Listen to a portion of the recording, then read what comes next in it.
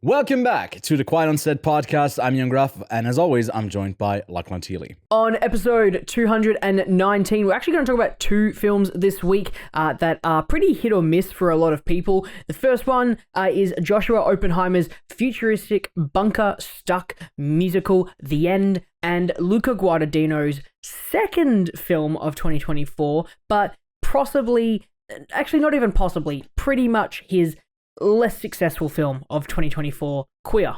And then I caught the season 2 premiere of Severance and sat through Cameron Diaz's return to acting with Netflix's Back in Action. Super sad news today as well of the passing of David Lynch. Of this day of recording is actually the day that all the news kind of broke. It's a filmmaker that I have personally been a massive fan of since I was young. Which is such a tragic loss, not only for the filmmaking world, but even just for me, it took me a hot moment. We'll talk about this in a moment, but I don't want such a sad piece to end this, so we'll also talk about Ewan's new obsession with Marvel rivals as well. It's not true. Mischaracterization, but you definitely lightened the mood. So let's cue up the intro and get into it. We are professionals. This is a professional podcast. Yes. Breaking Bad and Better Call Saul. Hello there. Which actually, Did you this get is gonna me a be hat a as bit, well? Yes. So I've got Dooncam. It's just a camera with my Dune steelbook. Welcome back, Lachlan, and I guess I think to kind of have this looming dark cloud as the weather report is not. I guess the weather report guy to me, David Lynch has been doing that. I didn't even know that he stopped doing that back in. It's not all. I've seen some of not the his director films. of Mulholland Drive or The Elephant Man, Twin Peaks, or Dune. It's the Weatherman to It's me. the Weatherman. But that's just like the enigma of Lynch, that he can be so many different things. And I was just stunned to see how many people were like posting about it in a way of, here's an interesting quote that he had. And he has so many of them. Some of them that are truly like they make you think. I'm not the person to talk about this, I guess, that much, because I've seen a short film of his and then 2 movies. I only last year actually managed to watch the entirety of Mulholland Drive, and I've yet to see so many films of his, and I'm sad that he's not around while I'm like getting to watch them, and he's still with us, but his presence, I think, is definitely one that we just discussed this before we started recording. He's someone who has taken a place in like the cinephile, like the film enthusiast world, where maybe he's not the most popular director, but he's one that is beloved by pretty much everyone, even if they haven't seen like that many films of his. You are correct, man, 100%. I mean, I was pretty amazed by the amount of people that were talking about it, not only from just like Letterboxd and cinephile circles, but also like mainstream media talking about the loss of David Lynch. And I think the most exciting thing about his entire filmography, whilst he has his own genre of Lynchian films, right? Literally, people will refer to something as Lynchian, which I'll actually refer to a little bit later on, which is why I think I'm a little bit so taken back by it. But with Lynch, he was an artist first. He didn't actually plan on being a filmmaker, and he planned on painting. He was genuinely an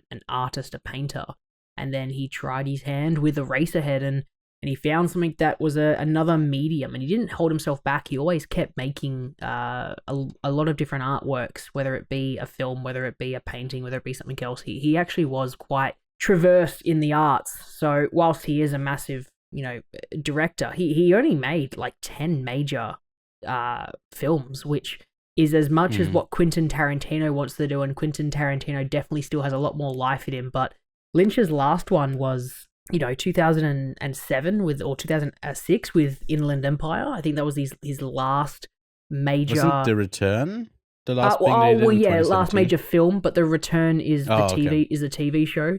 So his last major thing would have been that, but his last film was Inland Empire, and his last major return to something was the return from Twin Peaks in 2017, which, to make a third season 25 years after the second season premiered is a wild feat in one itself. But super high rated. So yeah, I'm quite taken back by this because Lynch was someone who I was introduced to in high school with my media teacher. So this is before I was, super engaged with it, when I still thought maybe computer science was where I wanted to go, and I had no interest in like watching every movie that came out every year or making movies or anything like that. And then I remember watching Eraserhead and I went, what is this? The first David Lynch thing I watched was the first David Lynch movie, and since then I've always had sort of his styles of storytelling elements in things that I've written. So he has played a big impact on me, and I've watched I haven't seen The Straight Story from 1999. The last thing I watched was Mulholland Drive last year. His filmography I've adored, even if it hasn't been fantastic, like Dune, for example. There's still elements that are in there that are, worthwhile, but it's a fantastic example of when someone doesn't have full creative control over something. So yeah, man, I'm pretty sad to hear about his passing, to know that he obviously had emphysema and he was obviously on oxygen. I found that out a couple months ago. It's rest assured now to know that he's obviously probably in a lot less pain than what he was in probably the past few weeks, months, whatever. It's a shame we won't have another Lynch project. Well, we don't know. He may have made something that he wants to make and like come out in like 30 years after his death. He made season 3 of Twin Peaks 25 years after season 2, so I have no idea what this man's got planned. But yeah, I mean, you pointed a good question to me before the podcast of, do I think there would be anybody else in this industry because we obviously have a lot of really big filmmakers getting up there in age. I mean, Clint Eastwood is one that comes to mind really recently of, what is he, 92? Or something like that. And he's, still directing. When you asked me the question, I said Spielberg 94. Straight away. I think 94. I think Spielberg, turning 95 Clint Eastwood, in May. I said Steven Spielberg straight away because I feel like Spielberg is that really big mainstream director that everyone knows, and everyone has a movie from Spielberg that they love, whether it be from every single decade, Yeah, as literally. Well. He's been someone who really likes Ready Player One. Like, there are people out there that There's one love guy. it. There's one guy. Yeah. We know a guy who loves Ready Player One, and we do. And Spielberg passes away, that's still going to impact you. And it's the same with Lynch. Like, some people are going to love Dune over Eraserhead, Elephant Man over Lost Highway, Mulholland Drive over Blue Velvet, or just absolutely adore and love Twin Peaks. But someone like Spielberg is even larger in scale with the amount of movies he's done and the audience he's definitely reached. And I think Clint Eastwood is a fantastic example. You said Scorsese, and I think I would completely agree with the loss of Scorsese being a crazy one to come up. But there's just a lot of like really big filmmakers that, like, we've lost a lot of them. But like, this is a big one. And I didn't realize how big it was until I just saw it on my feed. Yeah, I was surprised. Like, even, just everyone kind of posting, not just the same thing of like, hey, here's the one bit, but it felt like everyone's just kind of collectively taking a moment, paying tribute to this guy. And my immediate first thought was, again, like, I haven't seen a lot of his stuff, and I wish I would have seen more, because I kind of do aspire for us to take a closer look at some filmographies, especially of people who we appreciate while they're around, and not that it would reach them or like impact them, but just like as a community to kind of share this sort of art form. And I think it is easy to do a retrospective when someone has passed away, and I would love to do that with Lynch. It just always feels a bit like iffy when someone has just recently passed away. And Kevin earlier brought up that maybe next year around the same time, maybe we'll take a stab at it. The thing is, I don't think I could watch all of these movies in like a month or two, just because they are so dense in themes and ideas that you kind of want you want breathing room.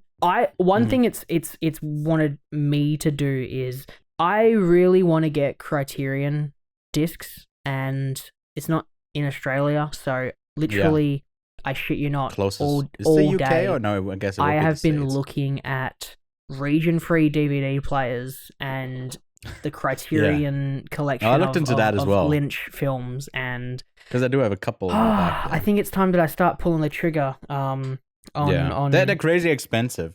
But sometimes during the sales, that's the only reason I don't know why Ghostface is there. I think I put him there after like a stream, but I got a couple, and I think one of them has like a reach and lock. I think the Fellini that is over on this side.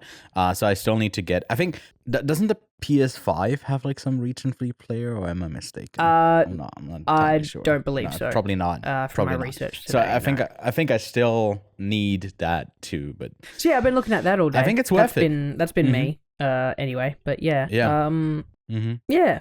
Really sad. Yeah. It really hit me quite hard. I literally, because the first thing I do when I wake up is I look at my phone, and because you guys are all awake whilst I'm asleep, a lot of the notifications on Discord pop up, and we obviously are a bit more active on Discord now, and we post news and things like that. And the last thing that I had, like literally the first thing I should say on my phone, which was like the last thing you guys posted, was David Lynch dead. And I was like, what? No way. Open up my phone, went straight to Google, and I searched. And this was at like 6:30 this morning, and I just laid in bed for like an hour and a half, just sitting there, just going, oh, like it just kind of like hit me. Because I think like deep down, everyone's always like, oh, you know, celebrity you've always wanted to meet. Lynch has always been up there, and you know what I remembered as well. I remember when we first got to film school, and we were in a circle, and they were like, hey, do you want to say your favorite filmmaker? And I said Lynch. I said David Lynch. Yeah, I remember. Yeah. I think I said Spielberg for some reason because I was still on my Schindler's List. You nerd.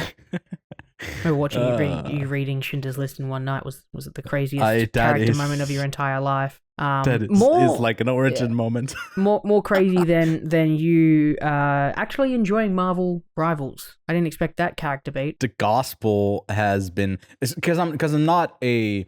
The thing is, I want to. I do game. I play Balatro on my phone. Wow. No, but it's just, and I also play Pikmin Bloom, which is like a walking game that is like Pokemon Go. It's really fun. Cool. It's fun. It's fun. I play that and I walk around and I can plant flowers. It's actually pretty. It's fun, I swear. It's a great game. It's actually it's a ton of fun. No, I'm not Logan Paul. But. It's the Marvel Rivals. So I kind of want to start gaming a bit more on like a weekly basis because there's a ton of like story games I want to get into. Just some indies. I love showcasing new games as well. And we've gotten some codes because of the outlet that we have here. If we want to branch over to games, it's a bit more easy for us because we've already set up this film branch. And that's kind of what I want to do.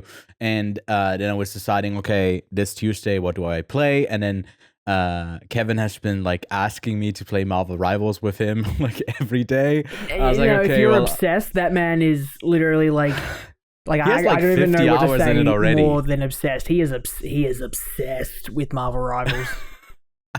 And he's been playing it like I think he wants to do something different, but it's just like the easy thing to go to instead of doing anything else. Look, it's free. But yeah, and it's free. I will say, like, I was playing a shit ton of Deadlock because it's a free like Valve upcoming game. I played a shit ton of Overwatch because it was a free game. Like, free games slap. Like, microtransactions or whatever, but you can just ignore that. And some of those free games are good.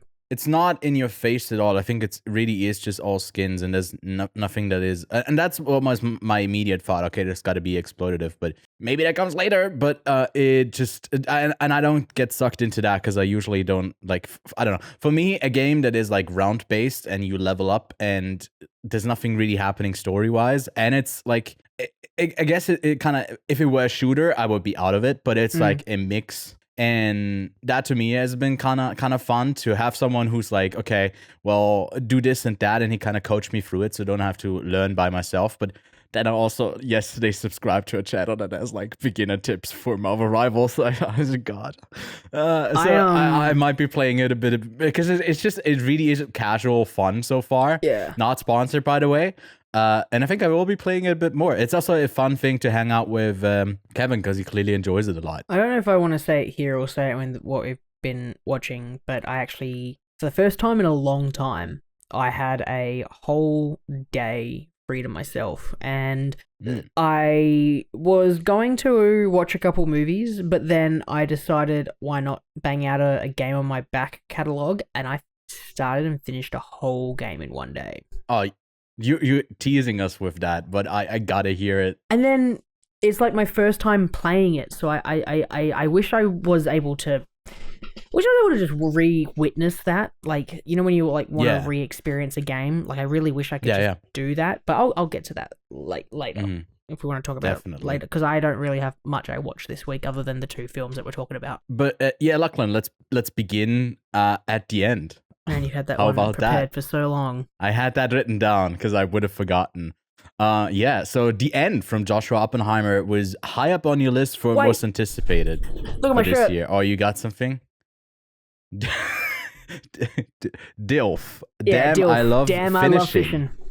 I love fishing. I read finishing, which has a more sexual connotation absolutely to it. No context to The End, but I just remember that I was wearing my Dilf shirt, so and I haven't shown you it yet. So, well, thanks for sharing. But that was part of the banter. No, section. it needs to be. It kind of, the banter section, we slide in and out of it. Do you want to do your intro again? So let's begin at the end again. No, I feel like you should do it again. No, this needs to be part of it. Okay, let's begin at the end. Right. Okay. So this is Joshua Oppenheimer's latest film. A filmmaker who's more known for his directing work, and I think you kind of didn't know much about this, but it was very much high up on your most anticipated list for last year.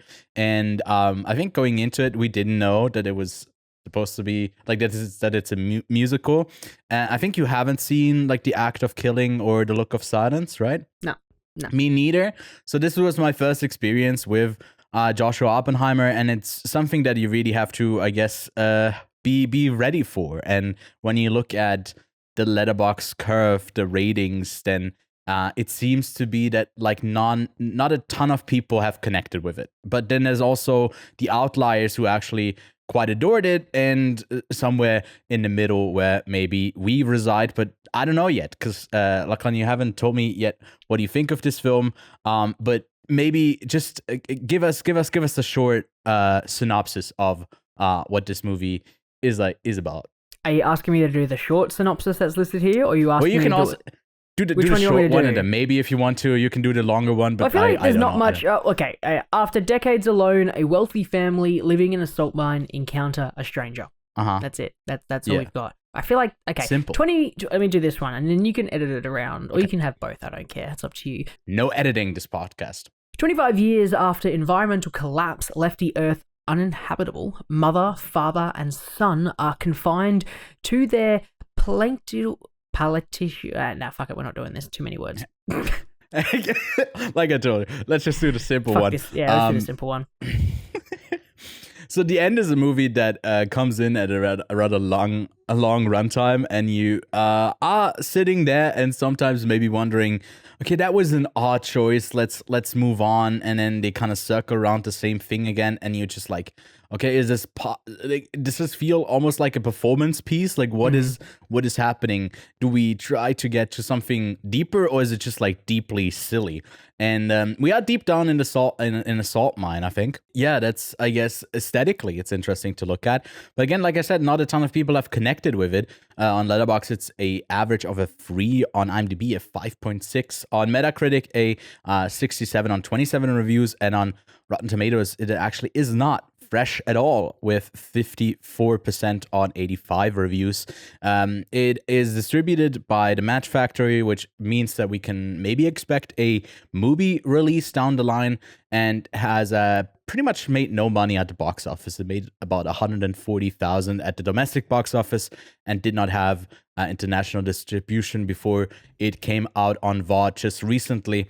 So I think the biggest question in the salt mine room with riches and rich people hanging up a bunch of, framed paintings again and again is, Lachlan, does this movie work or does it not? No, it doesn't. And it's not like it doesn't work. It's just that for me, this movie conceptually, this movie is 5 stars. I absolutely love the idea of like a confined family.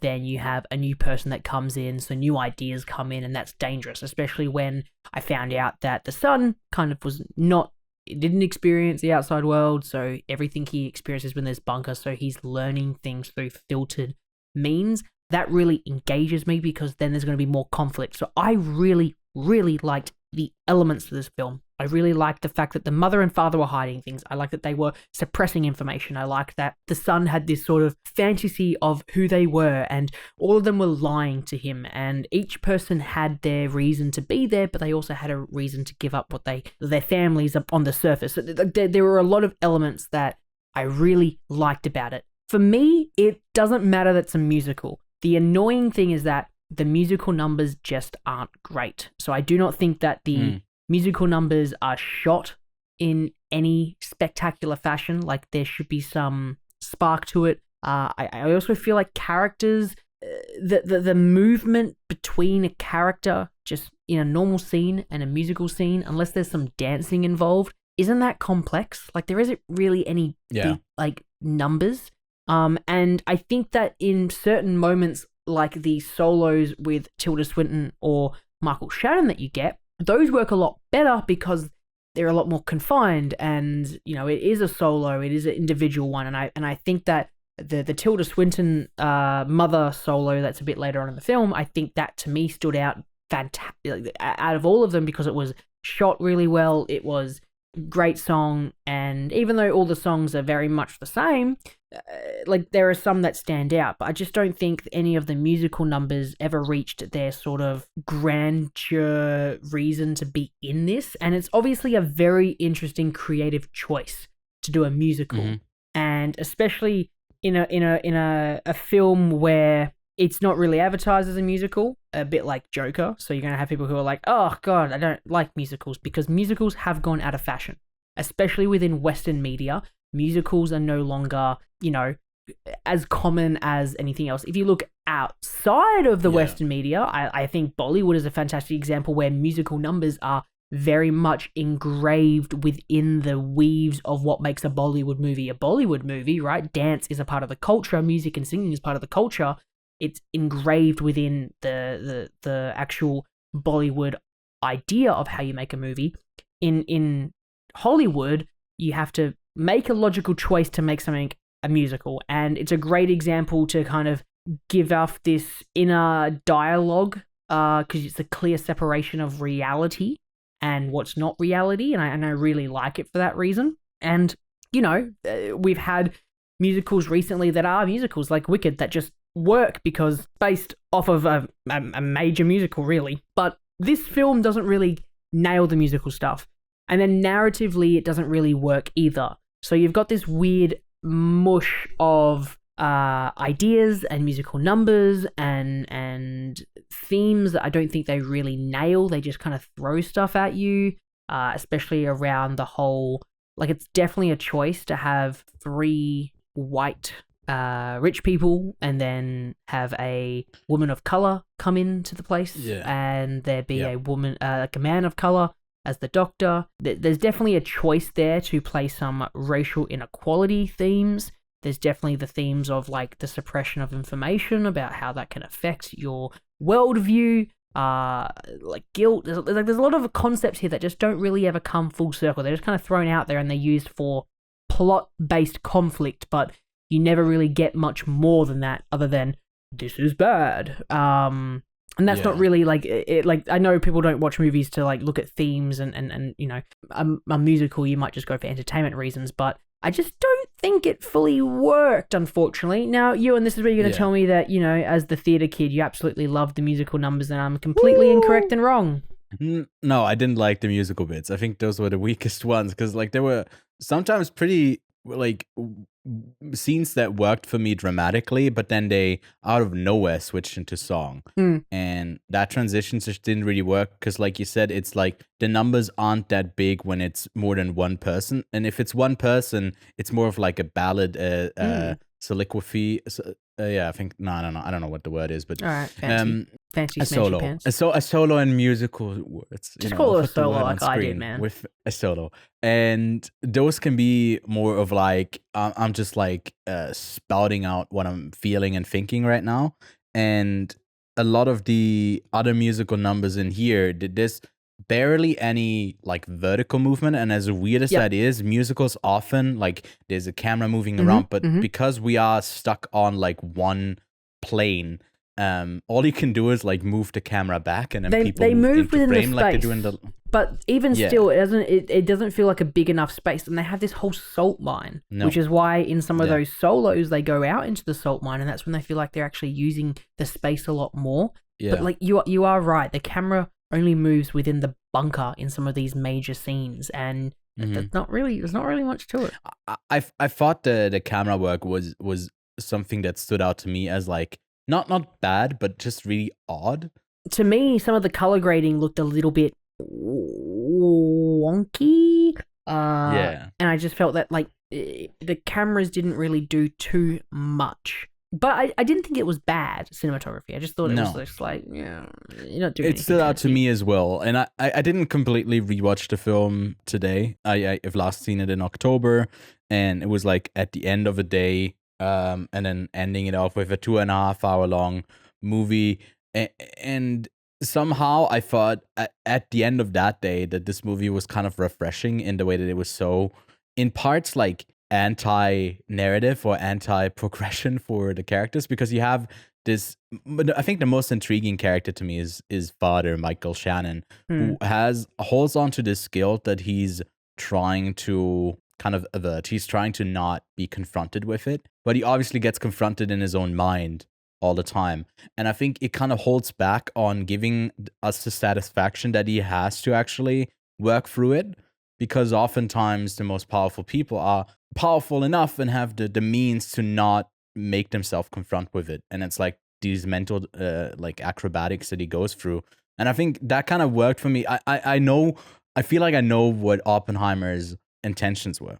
I think what he wanted to get across. And I was like, well, I get what you are trying to go for. Maybe it doesn't work 100%, but I do respect that he's like trying to go for something that isn't I want more as of clean. This. I would really like a redo, because I think that the end, it was just the beginning all along. I fucking loved the slow reveal of what the characters did beforehand, and them trying to justify their actions. And maybe that's just like the bunker situation. It's not so much the musical stuff, but you definitely can do musicals without needing the fanciest of camera work and without the fanciest of movements. But you need at least the music, the songs to be good.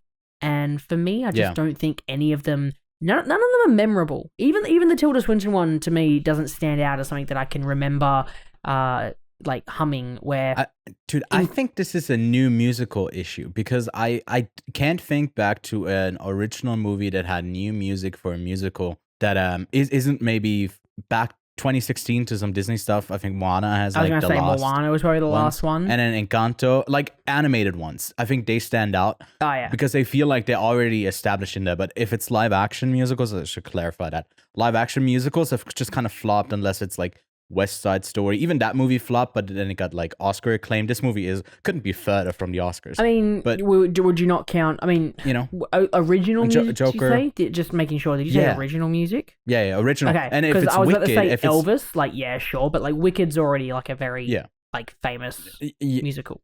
Yeah, I mean, then I guess it's the thing is with musicals, I guess it's biopics are often then so close to musicals just because they're playing the songs again without an actual reason, and musicals with original music try to tie it a bit more back to the actual narrative that they're trying to tell, and more often than not, I think at least in recent years they haven't been able to make that transition from heightening the sort of reality, because they I feel like are afraid to get you out of the like diegetic feeling of like staying within the world. And I don't know, that's kind of why people are like, is this middle thing that doesn't really work. I feel like Joshua Oppenheimer is not really concerned with that. He just kind of went out and did probably what he wanted to do. Yeah, I think I still liked it. I appreciated it, and I gave it a positive rating. I don't think it's a movie that I would recommend to anyone though. It's like it's so I don't think it's something that is easy to recommend. And I think we kind of stay clear of actually talking about like major spoilers. If there's someone who's truly interested in it, it is also hard to say that you definitely need to go check this out because you'll get something out of it. I may be rewatching it. Really? Yeah, because I told because you Tanika went in about the it, oh. and she's semi-interested Are you making in a musical. Okay. Yeah, because she likes musicals. She gave Wicked 5 stars. This is for someone who likes musicals. She hasn't seen Emilia Perez yet, right? No, I'd love to I get her should pitch Emilia. thoughts I on haven't seen Emilia Perez either, but maybe I could pitch that one. Yeah, instead. I hate Emilia Perez, but it would I be know you do. interesting if you end up liking it. So Because like with- I mean, like just No, go real quick tangent on that.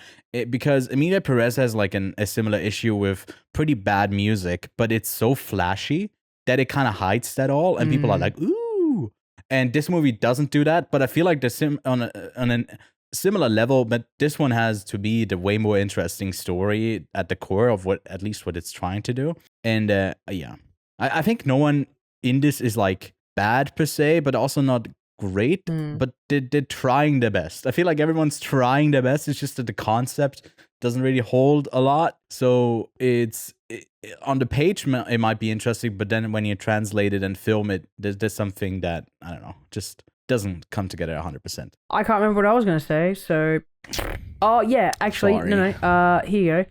With all of that information presented to you, Ewan, do you want to try to guess my rating? I would say, because you are willing to rewatch it and you pitched it to your girlfriend, it's gotta be like a 6 out of 10, like a 3 out of 5. You're dead on. For you? I was going to give it a Still? 3 out of 5. I was sitting at Debating that or I was sitting 2.5. at the 2.5 point, and then the Tilda Swinton one came Yeah. on, and I was like, there is something here. There is just something here that I just need to grab it and take hold of it, and I need someone to see it and just kind of go, yeah, this is it. So I'm a little bit disappointed. I'm trying to think of musicals that are like the only other one that comes to my brain that's like recent, but because I'm trying to think of like memorable songs, and I was like Tick Tick Boom, and I was like, nah, I don't remember any of the songs. It's also based on an actual musical. I literally listened to 2 of the songs yesterday. I love 3090, and I'm not escaping the theater kid. The theater kid allegation. But yeah, I think that this is... Stop the To be fair, clock. this actually does make me want to watch his other films, and I'd really be interested to see what else he's done. So it does get me really engaged with his filmography after this. And again, I think, to me, when I heard this, I got super excited. I don't care that it's a musical. I got even more excited because of that. I really, really wanted this to be at least like a 3.5 to like 4 region. That's what I was really wanting, but unfortunately, this is the movie we got, so I'll just have to deal with that. Would you consider? No, never mind. What? No, it's not. It's not a musical. Don't worry. he's It's being coy not a about musical. Don't worry. Okay. Well, I do have my rating, and it's a 3.5 because I didn't rewatch it. But I think on a rewatch, I would be closer to a 3.5 than like staying on a 3 than a 3.5. I think I would move my rating a bit down, but yeah. I also didn't put down a double feature that we have to have for this one, but if you got one, I guess we can share one. But So my brain, let's just go with Tick Tick Boom. Yeah, my brain is a little bit ruined because of Wicked, I think. Yeah. Because I think that was like really, really good. So I think a fantastic double feature pick, a musical at the end of the world. I actually have a better double feature pick, which also features Michael Shannon. It's a movie from Jeff Nichols, and it's called Take Shelter. Couldn't be better because like they also take shelter, and it's like apocalypse stuff. Okay, well let's flip it around a little bit, and let's do a musical with the apocalypse. Man, this is a lot more difficult than I thought it was going to be. I mean, if you go with Les Miserables, everyone dies. Spoiler. You also did that as a production as well, and you played the villain. I did. There's a character note for you. Yeah. A musical, but it's post-apocalyptic. There's not a lot of those, is there? I can't think of one right now. No. Although I guess Edward Scissorhands. What was the fucking movie he did? Fuck. Edward Scissorhands. Are you talking about, which one are you talking about? You talking about the actor? You talking about the director? No, I'm talking about the guy who's like the barber who keeps. I can't. Sweeney Todd. Sweeney Todd. I can see it in my mind, but that seems like. Oh, okay. I got the perfect double feature. Yeah. Post-apocalyptic. Apocalyptic. Well, apoc. Mm-hmm. Well, not. Okay. So let's just say how do I pitch this as a double feature? Musical. Okay, musical. Sure. Post-apoc rhymes with chocolate made by Wonka. That is your double feature pick. So there's some good musicals out there. I think this one wouldn't be considered a good musical, but it might be an interesting movie to some. I think we, again, like I teased at the start, are kind of just in the middle there somewhere. But Lachlan, let's move on to Luca Guadagnino's second film of the year. It was supposed to be the only one that comes out in 2024. It was early on considered to be maybe more of an Oscar contender compared to like Challenges, who didn't seem to be like, you know, the more thematically deep film, just a tennis movie that is also very, very horny. But then in Queer, we get a film that I think people were a bit more perplexed by. It's based on a novel by William S. Burroughs that was long deemed to be not adaptable, and maybe there was something to it. Maybe, though, Guadagnino is the perfect guy to take a stab at it, and I think I would agree with the latter. But Lachlan, before we actually share our opinions and how it's been received, what is Queer all about? In 1950s Mexico City, William Lee, an American expat in his late 40s, leads a solitary life amidst a small American community. However, the new arrival in town, Eugene Allerton, a young student, stirs William into finally establishing a meaningful connection with someone. Queer comes in at a runtime of 136 minutes, has been received over on Letterboxd, I think less favorably than I would expect it to be, because it is on Letterboxd with a 3.4, over on IMDb with a 6.6, and on Metacritic with a 72 on 49 reviews, and on Rotten Tomatoes at 78% on 203 reviews. It was made for roughly $48 to $50 million, so he did spend a lot of money on it.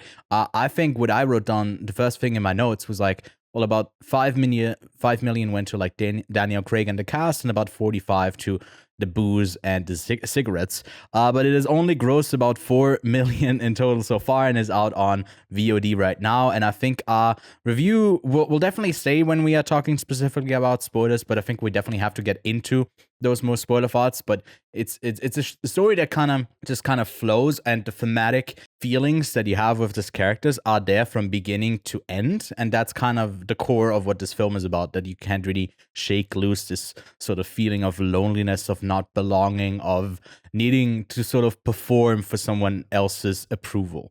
And this is the second film of the year that has also been written by Justin Kurtzokis, which I might have butchered there, but he also wrote Challenges, and he's the guy who wants to sell you some potions online, the Potion Master.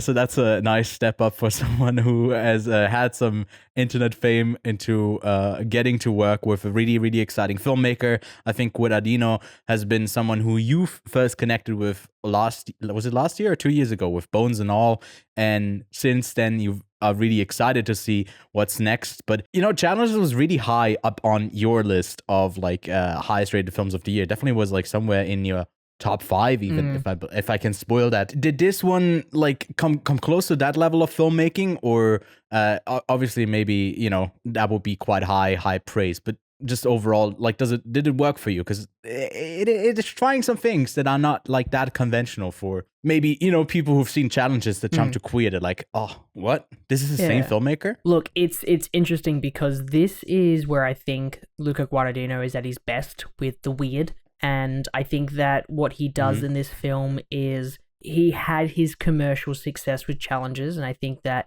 he definitely toned it down with what he's good at, making you genuinely feel a connection with someone you may think you will never have a connection with. And that was something that I found quite interesting about Bones and All. I was like, I don't think I'm going to connect to these characters. And I was like, no, I genuinely will. So part of that goes to Luca, but I think that Daniel Craig's performance. Now, I know I haven't seen Adrian Brody in The Brutalist yet, and I heard that that's a pretty spectacular performance. But all I want to say is, Daniel Craig is currently my front runner for Oscar.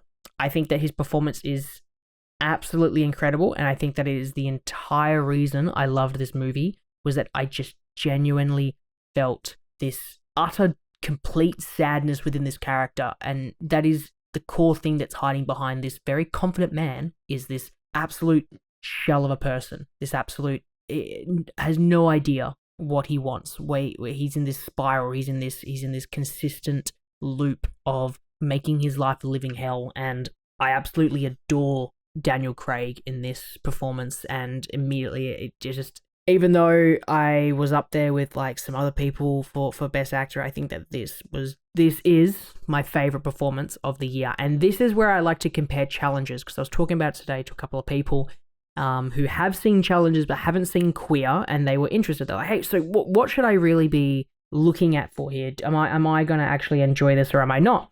And I said to them, I was like, well, if you liked Challenges for the character dynamics, this is going to be great, because this film is character driven. Challenges had a lot of really exciting visual things to keep you engaged, whether it be tennis POV or whether it be just really cool, interesting cinematography tricks. And it also has a really banging soundtrack, and I should say more score, because it is the score. Same. This film, whilst it has a great score, has an absolutely banging soundtrack of needle drops that play through. Nirvana, you have I like the Prince. score too. The score is fantastic as well. But as he's walking down that street, slow-mo, Nirvana's playing on, it was just like, this is just like, oh, chef kiss. Mwah. Perfect. Well done, my friend. You really nailed the visual stuff, even though I think you're more complex within, and this is at the start of the film, by the way, because I don't want to spoil anything, but at the start of the film, I'm like, this is a very simply shot film in comparison to something like Challenges, which opens up immediately to its strengths of just like, boom, tennis, boom, bang, bang, bang. And then the characters themselves are quite simple. In this, you are engaging with the characters. The filmmaking is quite simple, but that is okay. Mm-hmm. And I really don't know which film I like more, Challenges or Queer at this stage. Really? That is crazy. I love to hear that, because on my rewatch of it, because I got to see it flex in Venice, and I think it was one of the standouts of I think I also was pretty tired, because it was like the first movie we saw that day. So there was like in the second, I feel like the movie is like 3 parts, although the first part is definitely like the longest. It takes about an hour and more until we get to the second part, and that second part is only about half an hour, and we arrive at the end, and there's also a sort of epilogue to the story. I think that first bit is what was also talked about when they screened that, like for this Venice screening and for eventual distribution, this movie was even longer, and they did like cut parts largely about like half an hour, I think, that they still had from that first bit of him just like wandering the streets. And I think that's where like I connected with the character the most. But not knowing where it goes the first time around, I wanted to have more of that. And then experiencing the rest, letting it sit for a couple of months, and now revisiting it today, I noticed how integral all of that like soul searching is for him, that like ayahuasca sort of craving, and how that is like ultimately where this character needs kind of to end up on. And I completely got what he went for. And spoiler alert here, I did bump up my rating. I think I definitely liked him more on the rewatch. And to me and Kevin both, I think Craig was the standout coming out of Venice. We both didn't love The Brutalist that much, but next week we're going to talk about The Brutalist, and we can definitely bring this conversation back up. What has been to us the best performance of the year? And I think to me, he's definitely up there. He's like one of the best contenders, if not the best. I think he completely ropes me in to just like his, like you said, like his sadness. It's just you sort of look at this guy and you see some of the choices that he makes, and you're like always, you just kind of, no, don't do that. Don't, you feel like you're so needy, you're so clingy, but then you also don't want to appear clingy. You have this sort of just pain that you carry, and it must be visible to everyone else, and he just kind of can't help himself. To see that kind of unfold without needing some, I always appreciate that. Like that's also in the wake of Lynch's passing. I think there was a quote that I saw someone post about being frustrated about, as soon as the movie's done, people keep asking you about like what the movie was saying. I was like, no, the movie itself was the answer to your question. And I think this is like Guadagnino is someone who does that so expertly, where yes, you can wonder, what happened at the end of Challengers and like how is this situation gonna unfold? Or at the end of this, there's also some maybe not open-ended questions, but it speaks for itself. And visually, it's just so interesting to look at. But sorry, Lachlan, you want to say something? So I totally rewatched the third act after finishing the film, because I was like, what the okay. So without spoiling, you spoilers? I don't want to spoil anything right now, but the third act is a completely separate entity to the rest of this film. The film is split into 3 chapters,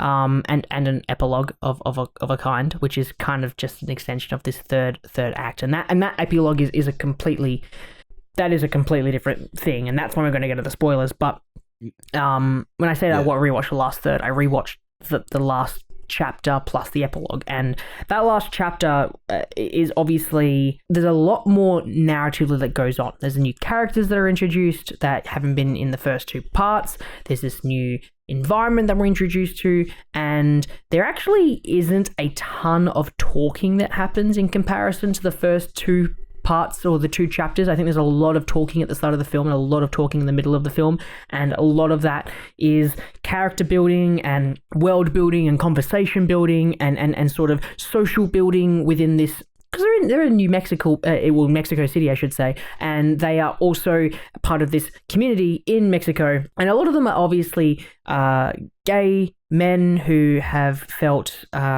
separated from their country of who they are, and obviously have run away to live this life in Mexico City and be a little bit more free, and you get a lot of this backstory. But this last chapter where they go to South America, to Ecuador, I think it was Ecuador, I'm pretty sure, and they experience something, and this is where Luca Guadagnino started to show off his visual storytelling, and I was just absolutely amazed by just like what he spewed out there.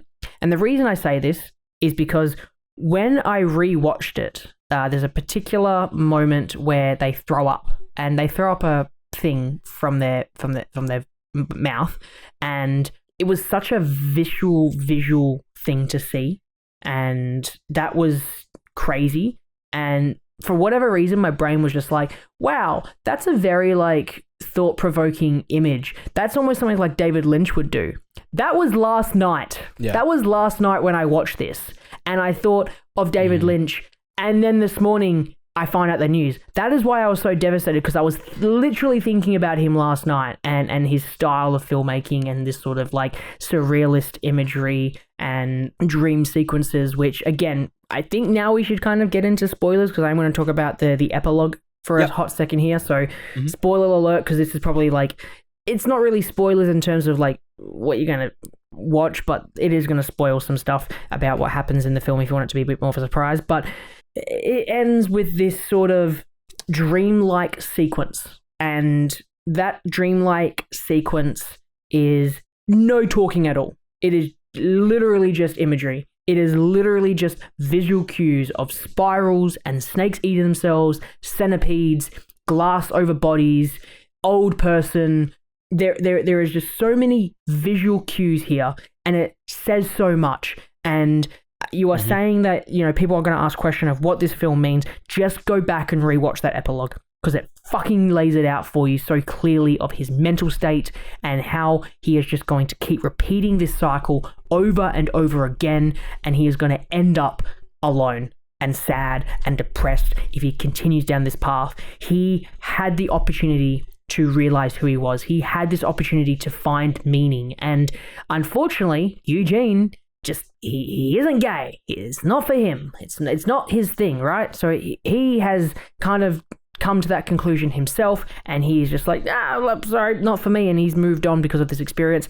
But William Lee will not, and he is stuck in this spiral. And I think for me, that was the most gut-wrenching ending, because it's not happy. It's not a happy ending for him. And I'm just fucking sitting there just like, I wanted this guy to actually get out of this hole that he was in, and he is just currently still there. The epilogue says it takes place 2 years later, right? When he meets up with, by the way, a very disguised Jason Schwartzman that is just seems to be up for just whatever. You know, he reminded me of Tom Cruise in Tropic Thunder. Yeah. It was like he almost had like the suit on as well that Tom Cruise was wearing in Tropic Thunder. He's the type of guy who you just kind of run into, and he's like doing 17 things at the same time. Yeah. You're like, this guy's been up. He's a busy we don't hear man. from him a lot. He could talk even. He could be yapping the whole time, and we would just listen to him. But he doesn't. He doesn't really. He's being quite a good friend, I guess, to William. Then when the dream sequence starts, you know, he's in bed, but then also gets up, walks to that house, looks through his big eye. Because we are about to screen it at our theater as well, I had to prep it to see the trailer, and I watched it, checked the audio, all of it, and watched through the whole trailer again. And they use basically, I think, I'd say about like 70% of the imagery, maybe even 80 of like the out there imagery, they all put in the trailer. And it just kind of doesn't put it into clear context of when it's used for, because like there's the one moment as well that is really brief of just the paper like going back and forth between them. There's this lot of like thought-provoking imagery that is never commented on again.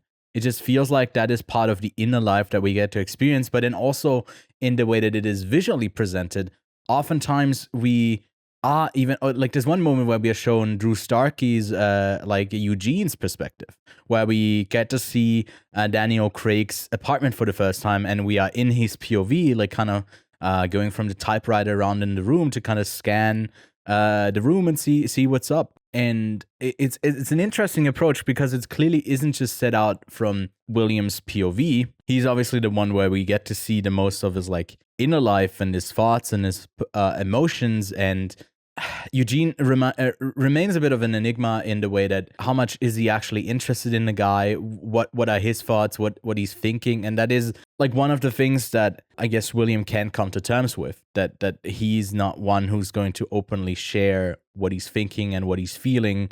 And the way to react to that is oftentimes it is like something very real, that like in a lesser way, where you're not just a drunk chain smoking and taking opioids all the time. Is like when you don't have that assurance because you are lacking the self-confidence in yourself, you are clinging even more to someone who then in return maybe sees that as something really off-putting, and that is like too much for them.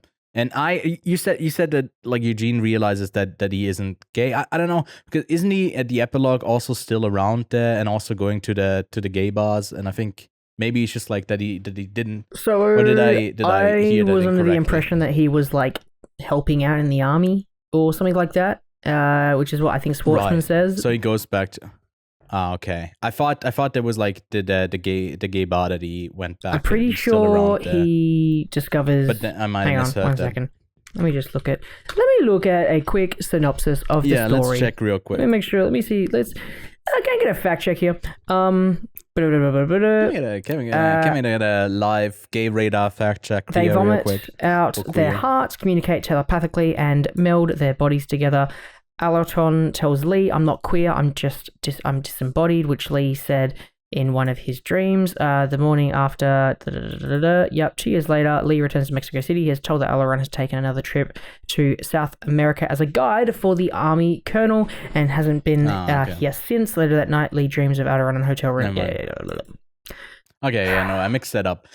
So yeah, I guess okay, I watched it. Even though dream, you've seen it twice, I've watched the epilogue twice in 24 hours. And I didn't pay attention at that point. I was like, no, let's just tune out. I don't know. I just saw that character as someone who's also on some sort of journey to find something out about himself. But I don't know. I don't know if we can speak truly about like his sexual orientation or if that is even that important, because in connection to Daniel Craig and what it means to William It's like there was just something that he didn't connect to. And I think it's really is like the way that they transition from him after the trip coming down the next morning, leaving, and him chasing after him, looking back, and then he's gone, and then just dropping down onto the epilogue from the sky. There's just like so much really like such odd imagery that they use here that it's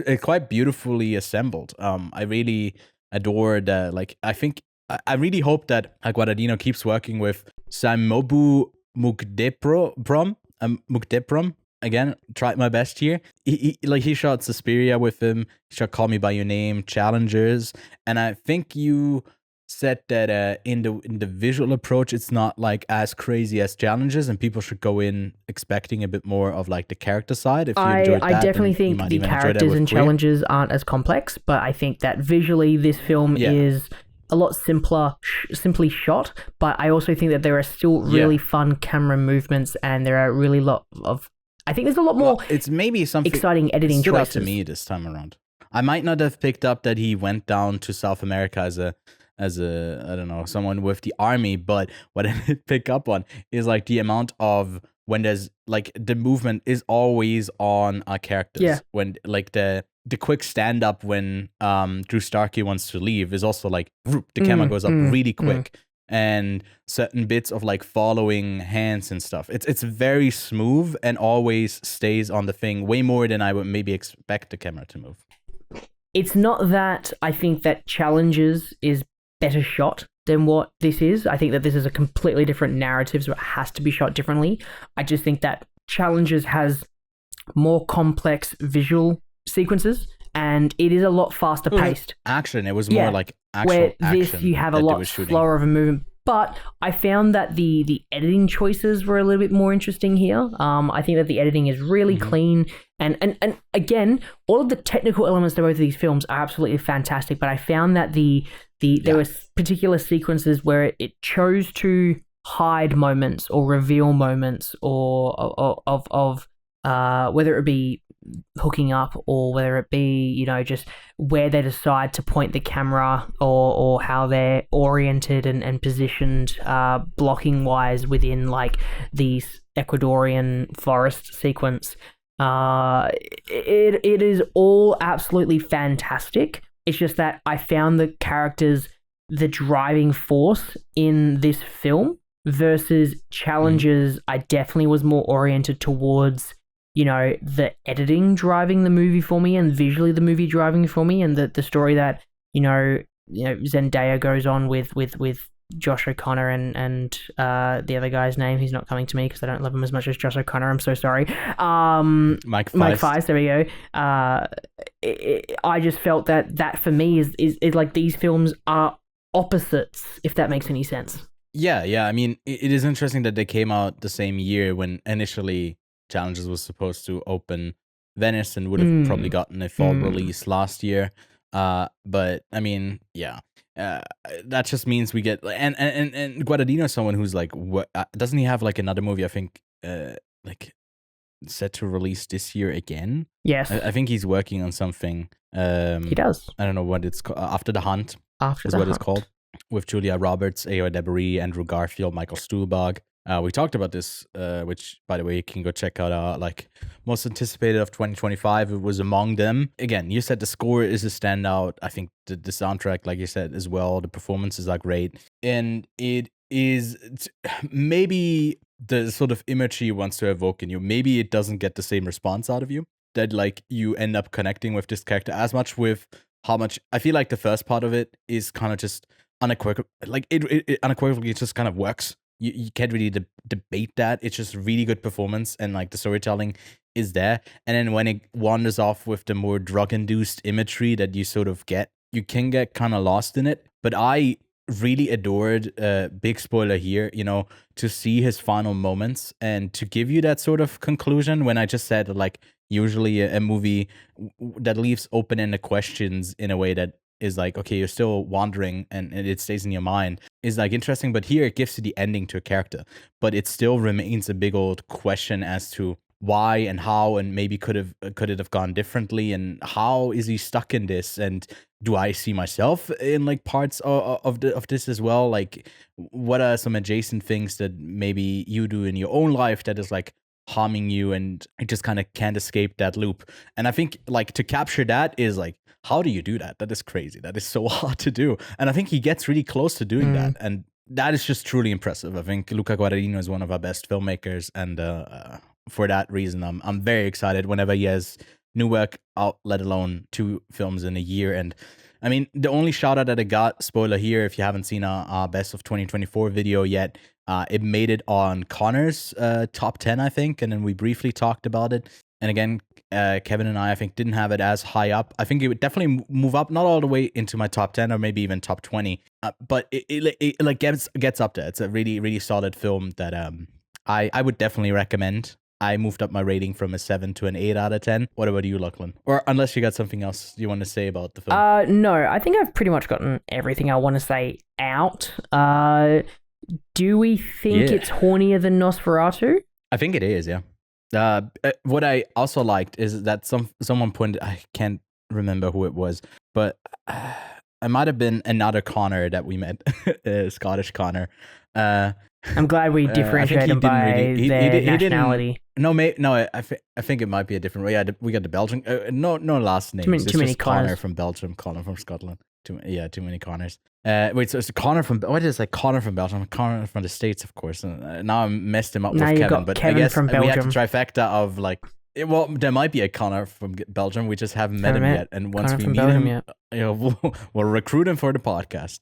He or maybe it wasn't even him, by the way, brought up that it's like interesting that in Call Me by Your Name, he like cuts away often from actual sex scenes and doesn't let them play out. And here there's like the one sex scene where I think Craig is at the bottom and Drew Stark is at the top, and then it like kind of pans out of the window, is this the one where and you it cuts could to the end river, it there. and you're like, oh, okay, and then it cuts back? And it cuts back, Yeah. and it feels like such a fuck you in the face of like, no, I'm actually showing you. This is part of the elusiveness of why he loses. Like this is the high point. That sort of ecstatic closeness that he feels to someone. Like the sex is very much a part of it. I was really grabbed by when he hooks up with the guy with the not the salamander, with what is it called? Centipede, millipede, or whatever the fuck it is. Centipede. Yeah. Exactly. And like how strong Daniel Craig is as a performer in that, because you can truly feel that he doesn't want to be there, but he's also still addicted to this sort of closeness that he can feel with someone, but he's met someone that he feels like he would have a better connection with. So he can't enjoy anything unless it's like he needs this. And he can't really hide how much he actually needs it, how much he is like nothing without this other part that he's seeking, that he's never going to find, because this sort of connection through like telepathy that he seeks with someone to understand them completely is not achievable. So this character is bound to always fall short of understanding how he interacts with others, understanding himself, but also everyone in his life. And it's that is like the tragic thing that comes back to the core at this film, and it's really moving. It's poignant, and it's worth checking out. You said you're rating too? I can't remember if you also said. Do you want to guess? Do you want to guess again? Do you want to guess again? Well, because you said it's like really close with challenges, it must be like a 4.5 out of 5 then. It's not there yet. It's 4. It's a 4. I could definitely squeeze it up to a 4.5, but it's currently at a 4. Well, that makes the most sense to me, but because you said earlier that it's like up there with challenges, I just kind of assumed. But I also don't know if you rated challenges like a 4.5 out of 5. I give it 4.5 straight away. I've got that movie on Blu-ray. I fucking love that movie. I'm getting this movie on Blu-ray as well, just so you know, or 4K, depending on which one it comes out on first. Definitely. So yeah, Fuck, man, I really enjoyed this film. I didn't know how I was gonna go after everyone was kind of like, yeah, there ain't no challenges, and I was like, okay, well, I guess, but sure, it ain't no challenges, but I think I got to rewatch the whole thing again. Well, you know how movie talk goes, unless it gets like a Best Picture nomination, and then we can be outraged about what doesn't get nominated. The movie doesn't exist, and then also you're only as good as your last work, because we can't look at art on its by itself, yada yada, annoying talk. But I think two films that stand out for very much different, like you said, opposite reasons, but both are very much worth your time. I don't have a double feature for this. I don't know if you have anything. I don't know what to pair up with it. I guess you would go maybe with a David Lynch film? No. No? I don't think I would. It was just that there were elements at the end that I just coincidentally thought about David Lynch on the evening of his passing. It's a hard one to sort of double feature. You know what? I got one. I'll go with Inside Llewyn Davis, because it's also about like that. Oh, yeah. It's sad. That's a good one. Yeah. How about I go with something like... What is something that you would want to put this... No, I don't think so. I thought I had a good one. I was going to say Shame, the Steve McQueen Shame. Yeah. It's not a It's bad about one. deep desires and everything like that with Fassbender and Addiction. Carey Mulligan. Too. I think it... You know what? Yeah. That's not a bad one. That's not Shame a bad is a good one. But I don't want people to feel like they've got no Shame is a good hope, one. because that movie, I don't remember the ending, but I don't remember it being particularly positive. So I want people. Isn't. Yeah, I know. It's a pretty sad ending. I want someone to watch Queer, and then they're like, "Oh no, all my hope is lost." So I want to watch something that gives me hope. Give them 2001: A Space Odyssey, because it also yes. ends in like a singular room. Yeah. How about so addiction, and hope.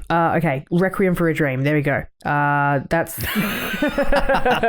that's all I've got. Yeah, it's awesome. Devastating movies. Yeah. There we go. You got a couple of double feature picks. Let us know if you got any better ones for Queer at the end, and what you thought of those films if you've seen them. And then also don't forget to leave us a rating if you're listening on Spotify and on Apple, and subscribe and leave a like, or share it with someone if you are watching over on YouTube, which you can also do if you're on Spotify.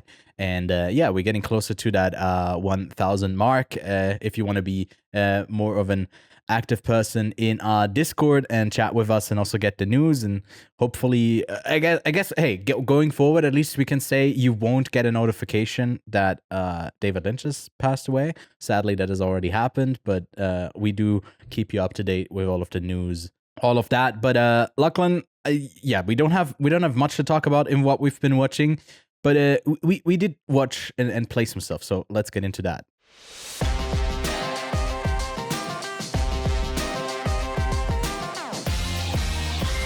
All right, you teased it at the start, and I kind of wanna hear that first, unless you really want to talk about Skeleton Crew, which has wrapped up, and I haven't seen the finale, so I feel like we can sync up when we finish it, if we end up finishing it, and then we can review it if I together. Continue it, which is exciting.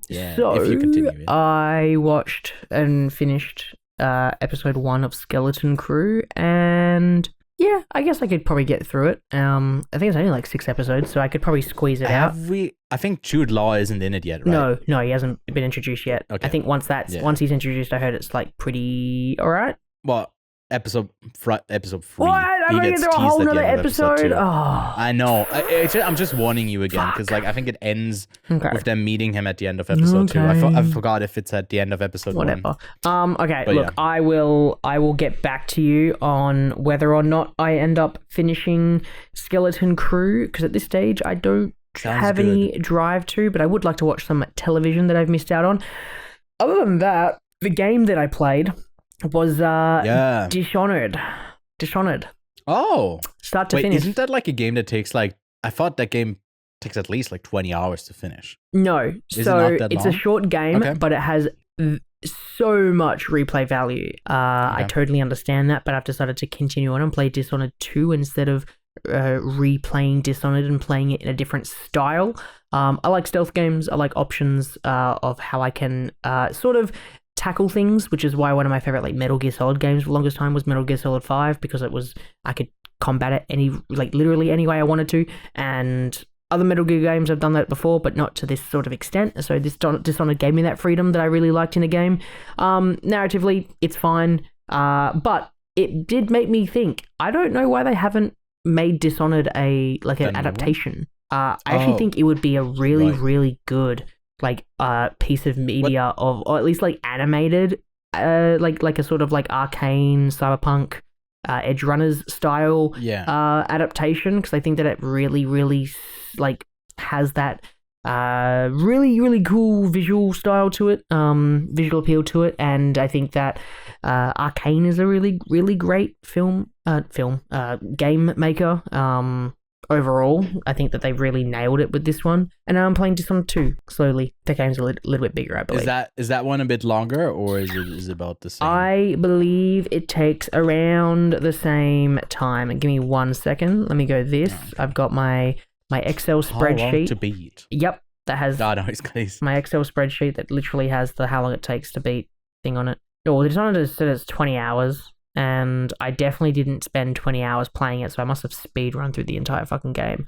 I actually don't have Dishonored 2 on here. Never mind, this is awkward. Fuck. Okay, shit. How long? Damn, he's already going off. Wow, his shit. backlog. I'm banging out the shit, playing man. Other games. Dishonored. No, Dishonored 2 is on there. I just haven't written down how long it takes to beat. Main plus extra 22 and a half, so not that much longer. I kind of do the main plus extra because I do like to do side things. I think I thought of Dishonored 2 when I said it takes like about 22 hours, because I feel like that one is more talked about like when people are still playing it. And the other one, what's it, like over 10 years old or about 10 years 2013 old? I think is when Dishonored came out. Yeah. Or around that time, because it was like the end of it was like the end of the PlayStation 3. Yeah. But I don't understand why people haven't adapted Dishonored, because I think it would be narratively it's fairly basic, but it does have a really cool Victorian era assassins, magic, betrayal, father, like Pedro Pascal can play Corvo because he's a dad. Literally everyone literally can play any video game adaptation character ever, Pedro Pascal, as long as the character's like a father figure. So yeah, I feel like Dishonored would be one of those good ones. I think the next big, I don't know if, hang on, is this actually happening? Give me 1 second, because I watched a video essay on something and it reminded me of it. What's it called? I don't know what the next game hang on, adaptation. Okay, that was a long time ago. Oh fuck, okay, maybe I'm wrong. But I thought Netflix was making a BioShock TV show, and that is something I'm fucking keen for. I thought that was happening. BioShock's sick, dude. Yeah. Sick. I mean, I haven't played the games, but just from the lore and what I've seen of it, it just seems like it is you seem like you give Big Daddy vibes. Adaptation. I do give thank you for seeing that. That is very. You're welcome, man. It's something that you pick up once you've known someone for how long have we known each other now? Oh fuck, this is a while. Holy shit, hang on. Oh fuck. How long have we known each other now? We've known each other for 6 years. My god. Coming up on six and a half years almost. God. That is crazy. I did not think. And one of your character moments was you staying up all night reading Schindler's List, the screenplay to Schindler's List. That was incredible. You know, if there was an animated Spider-Verse thing, that would be. What's mine? you know, that's your canon event. What's mine? Oh shit. For you, like, what's the part where you were like, yeah, this guy, he gets it. Please don't make it embarrassing. I think. I do have a couple that I can't mention, but there's one that I think to me was when you described what you pictured the short film that we are about to do, and then you didn't end up going through that, but I think it was based on a dream of like a devil figure being just outside of your house, and then just like the world coming down, and then I think it was like a long conversation that someone had with someone else, and it had a comedic tone, but it was also, I think it was also kind of earnest. So it's just like that mess of an idea. I don't know if it even long was. Legs. I don't know. It was long at legs. all what he pictures. It was basically long legs, but you pitched to me something so out there as like a short film that I don't know if it was even one that was supposed to have sound in it, and he had such a like big idea for it. I was like, God damn, this guy does not fuck around. And I think for the whole time, I was like, after that, I was like, well, this guy, obviously out of our class, is the only one that even has the slightest bit of a chance to actually like make something interesting out of this class, and then also in the future. And I mean, you've proven me right. So I mean, I you gotta didn't end up prove me making right as that. well, but I actually haven't thought about that idea. I know, but the idea is still there, and I think you still have those ideas, and I think that was what like, but that's not as tangible as like, you know, a fucking printout script, which was one of our friends, which to me is even funnier. I guess I was just the one actually using it, but he printed out like 6 different full scripts and brought them with us so we could read them. It's like, okay, what was the activity that was planned there? And I love it. I think no one else really was. No one else read any. Do it. I think I read like a little bit of something. I can't remember what it was, but you stayed up all night and read the entirety of Schindler's List. And well, the funny thing was we were also so drunk, and I kept sitting on people's bedside, reading Schindler's uninvited, and just talking to them, talking at them even about like why I think Schindler's List was so great, and I don't know, a bit of like more that you learn, maybe more than Australians learn about like the intricacies of like World War II of what we are taught like in school. It wasn't like actual like bigger knowledge that I had. I was just like yapping. But yeah, we were pretty wasted, all of us. But I think I woke up. Didn't you guys find me? And I was like, I had the fucking thing on top of me. You look like a little schoolgirl, like laying on their stomach, legs kicking in the back. Yeah. Reading one of the saddest, most depressing movies anyone could ever watch. So that's your character defining moment. That takes me back. But yeah, I also watched some stuff. Not much this week because I've been on a bender when it comes to getting some big videos out. We finally have our Ghent recap out, and now it's all getting clipped as well, so you can experience that not in 6 hours and 38 minutes. It was even too big that I couldn't even post it on Spotify, so if you're listening there, go check out our YouTube, because sometimes we do have a couple of exclusives over there and the clipped reviews as well in shorter form. But then also our best of video, which turned out to be about like, it's going to be around 3 hours 45 probably. So a long video there as well, and it just did not have the time to start watching some stuff, and we are not even done with our best of the year videos, because we want to do a couple for genres, and Kevin has given me a list of 11 films I gotta watch for at least our like action video alone. So there's just too much to do. But I did watch one film that had action in the title that will definitely not pop up and be mentioned again in, I guess, the action video next year about this year, and that is Cameron Diaz's return to the small screen over on Netflix to the red screen in Back in Action alongside Jamie Foxx, and then we also have, for some reason, Andrew Scott in here. I hope he got paid well. Glenn Close is in it, doing like a British accent, but like the most put on fake shit. I was like, I've lost respect for you as an actor. It is what it is. This movie, would I described it, because I also watched it this morning because it came out today for us. I wrote, Netflix is like a playground for actors to make fake movies, and every now and then they just publish them, I guess. There's no greenery at this Ted Sarandos park either, green screen only. And I mean, that just kind of sums it up, man. It's just like, it's so fake. It's like the Gen Z, a Gen X, sort of maybe even millennial blend over humor of, look at us, we have children now, and the children are like, oh, they hate us so much. And for some reason, I think the dynamic of the kids, when they were talking amongst each other, which is so out of character for me, I think the kids were the best part about this film. Like the teenage dynamic, there's like the one nerdy kid who's always gaming, and then the 14-year-old teenage girl who wants to go out is a bit of like a brat and just doesn't like her parents. And to me, it was like, that was not a good part about the film. It's just like less horrible. The action feels really rubbery. It like has a plane crash that is like, you guys are just dead. What? You're dead. It starts the movie off with a plane crash, and they're dead. They're not around. Don't waste your time with it. Telling you maybe Cameron Diaz has a more exciting film coming out later this year with Jonah Hill, or I guess directed by Jonah Hill. And if this is a return to her, at least she got the money now, so she can do maybe a couple more interesting projects. But I also think she was really bad in this as well. But they also didn't give her much. So Back in Action, a 1 out of 5. And then I caught the season premiere of Severance, season 2. Lachlan, I think season 1 is not not. Is it on a watch list? Have you seen it? I can't remember because it's been so long since it came out. No.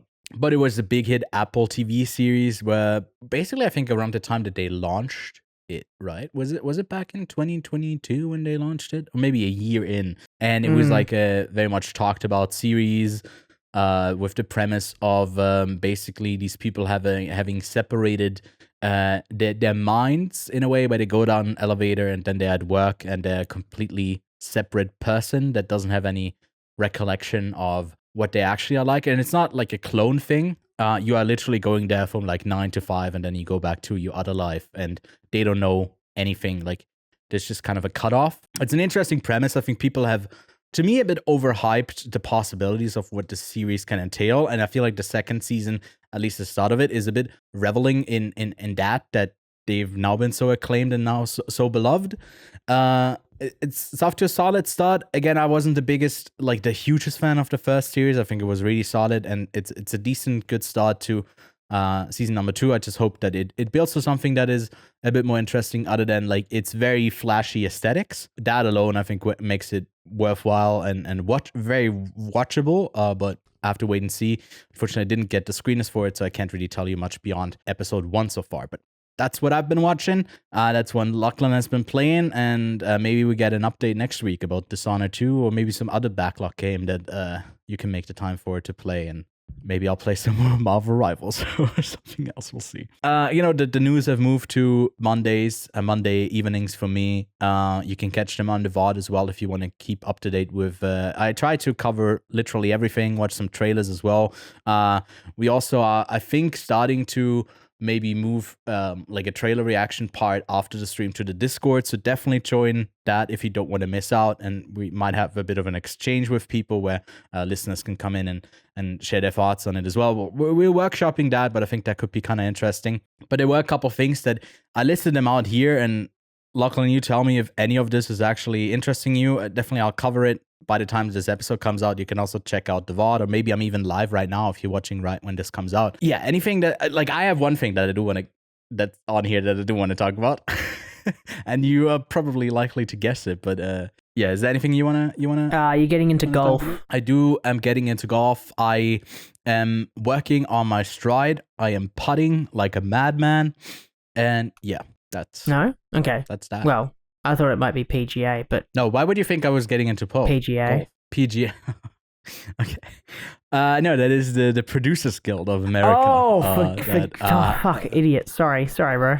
No, a common mistake, when I typed it into Google, it also had like 20 different results. I had to type in PGA nominations 2025, because otherwise nominations, you get a bunch of golf players. Yeah, no, then I narrowed it down. Yeah, that's fair. Just, Sing and Nickel Boys is not getting nominated. It seems like they are maybe really outside of that, like, last Best Picture slot. September 5 gets in. That's pretty much the biggest thing. Other than that, most of what we expect is nominated. And BAFTA, the British guys, are like, these are our nominations. Water. And that was that. Yeah. I feel like there's better channels who definitely get into the weeds of that conversation. Oscar Expert, shout out here. They always cover all of this stuff very enthusiastically and thoroughly. We'll just kind of wait until we get the Oscar nominations to kind of see what is in the actual Oscar race, because I don't know if we care too much about the precursors leading up to it.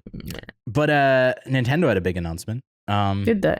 Which so I'm musical theater kid, hates children, but also likes to play Nintendo games. Switch 2 just got announced. There's a second I guess actual Nintendo Direct announced for April 2nd that I'm eagerly awaiting, and I assume the new console will release around June or July is what I'd expect. But I don't know if you had a chance to have a look at it. It's basically like a Steamdeck now, but you can also still do the Switch thing, and it's literally called the Switch 2. And alongside that, we got a bit of a tease for the next Mario Kart, which seems to potentially, going by the starting line, have 24 races in it. Not much other than slight character model changes and making it a bit more cartoony. We didn't get much, but that changed to 24 races. I don't know. I wasn't expecting a new Mario Kart, and they seemingly are announcing it alongside the new console. So maybe, that comes out with it. alongside maybe in June or sometime in summer. And I just got really excited. I was like, damn, I'm looking forward to this. I'm actually quite excited. But it's just a Nintendo fan coming out in me. But I mean, you're happy with your Steam Deck. You don't need you needed a side piece. Well, I have a Switch. I do have a Switch.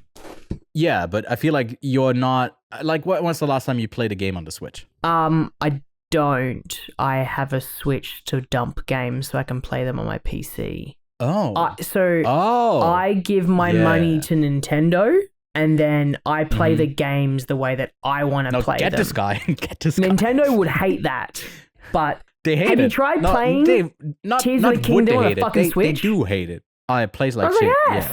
This is the console. This is the console that was meant to come out for that game. So it runs. The thing is, fine it's backwards PC. compatible.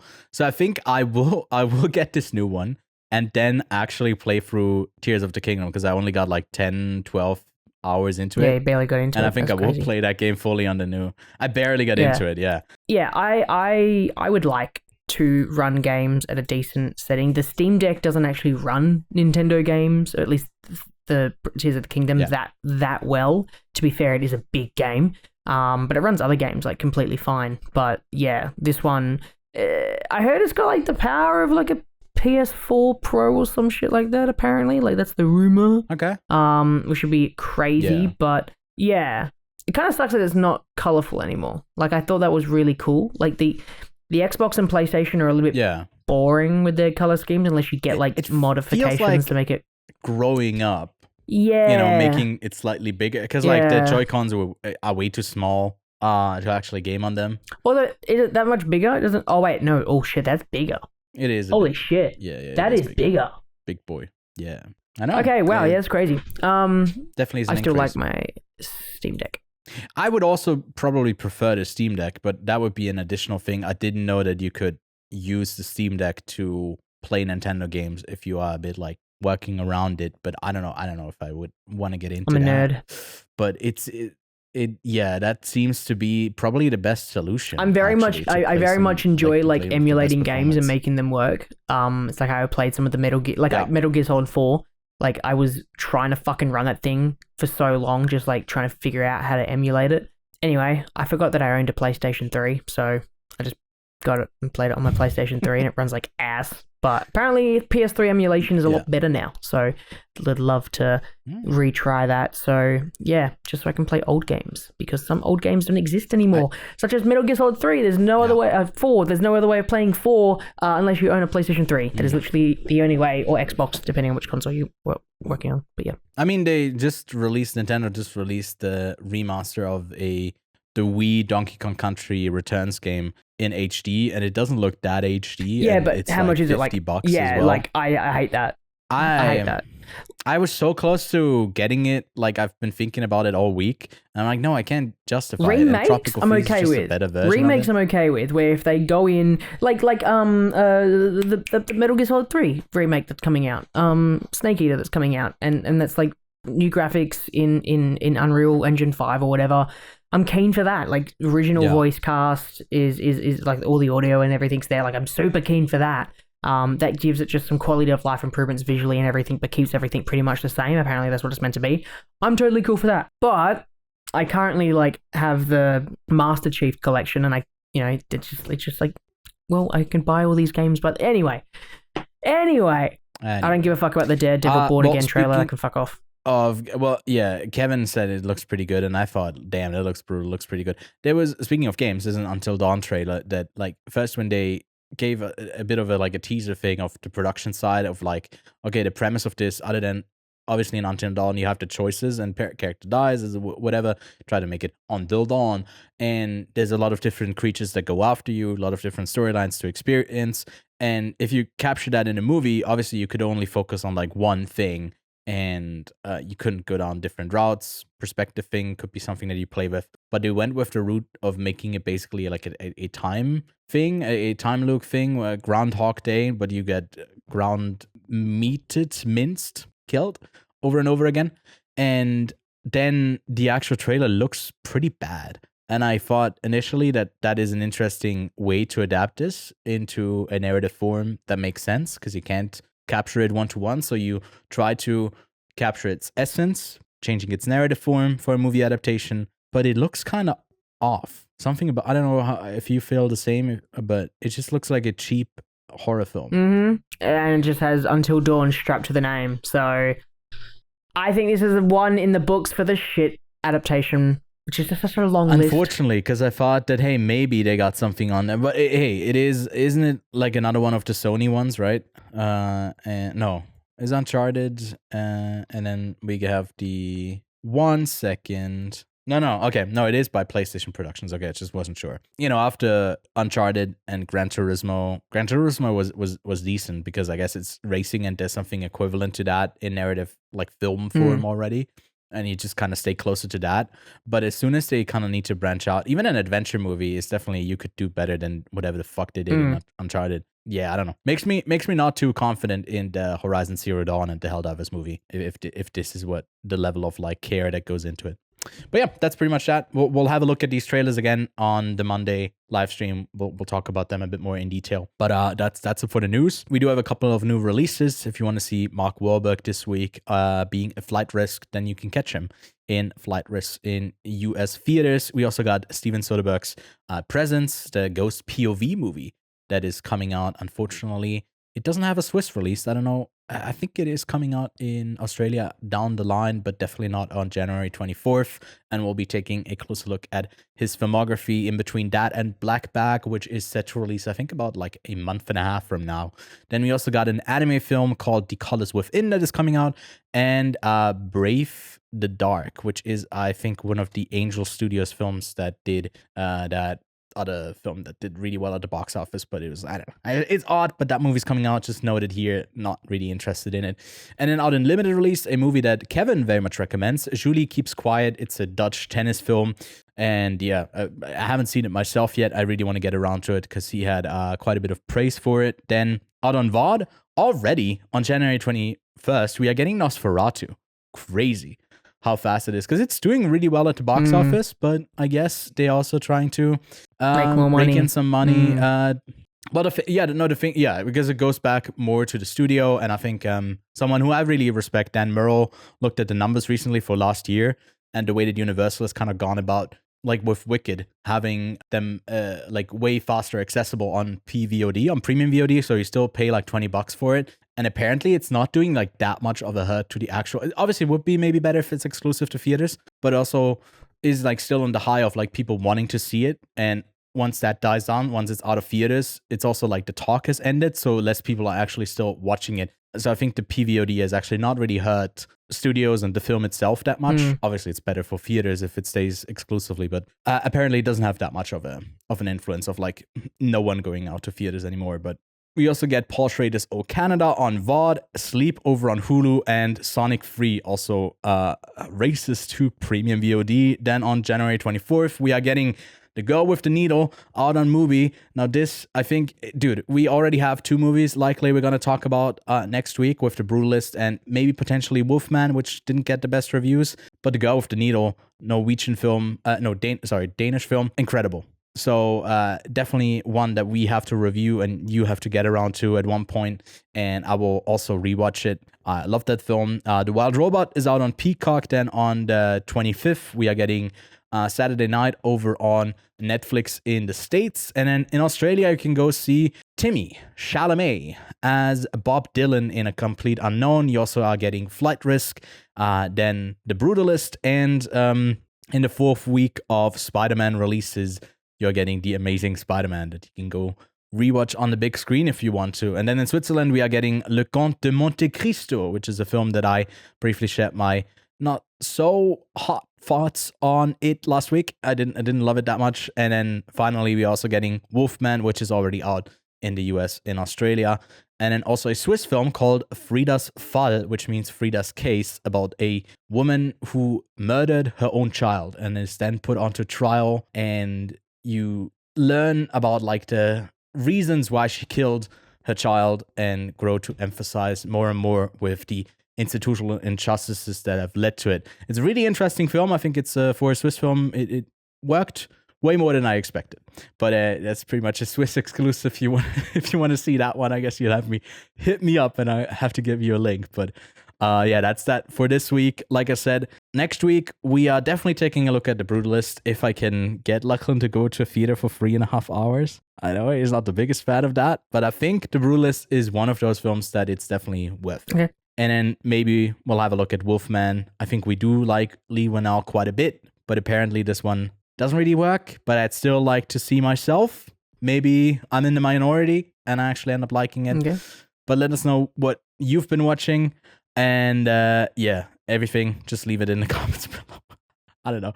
I'm gassed out and we have to go lay down some more. I'm sorry to end it on a sad note again, but I'm thinking about David Lynch again. So it's just been a great loss, and I hope everyone's keeping safe and hopefully having a good week. And yeah, we'll see you soon. But yeah, I don't know. This is an odd one, but it's just true Lynchian fashion. It doesn't make any sense. Bye. There you go. Bye.